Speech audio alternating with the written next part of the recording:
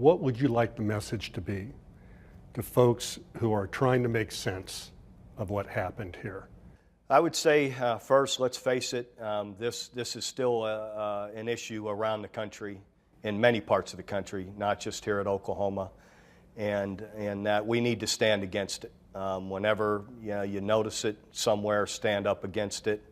Have the strength to do that regardless of the situation, and you can affect change that way. And in 2015, that needs to happen. And I think our players have taken a strong step towards that. So maybe we were the ones to bring it more to light, because it isn't just here at Oklahoma. It's around the country, and it needs to be stopped. And we have a strong enough voice maybe to step up and start having it end. Was it difficult for you just to say, this is your thing, guys, you guys figure it out, I'll be there to support you? You have to have the pulse of your team.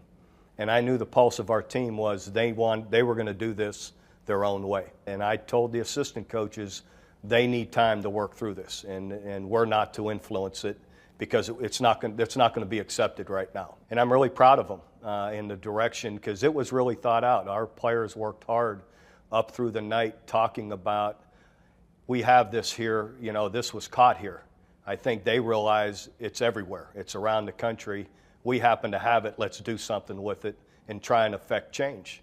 And I'm proud of the way they've done it. What was it like for you when you had your arms linked with your players and you're marching in that silent protest? It was very powerful, just because you're locked arm in arm with your different players, black, white, Hispanic, Polynesian, on and on. The football team is a little bit of everybody. And that's the beauty of it. And everybody loves each other. And so to be in that group, it is emotional, just because, again, I know the true inner spirit and beauty of the players I get to work with on a daily basis. If those members of that Sigma Alpha Epsilon fraternity were sitting where I'm sitting, what would be the message that you'd tell them? Spend a day around my players, and you'll see the true beauty of who they are. And they're no different than you. They still have the same insecurities. They have the same worries. They have the same demands in class, and that they're really not much different than you, and in so many ways, if you'll take the time to really get to know them. What positives do you think will come out of this? I think the biggest positive that our players want to affect is across the country, that this kind of behavior is not taught anymore, that stand against it everywhere.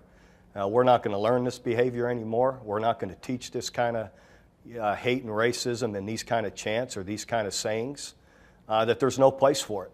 And I believe our players have made a strong stand against that, and we'll see as the months, as we continue through all this, if that happens, but I believe it will.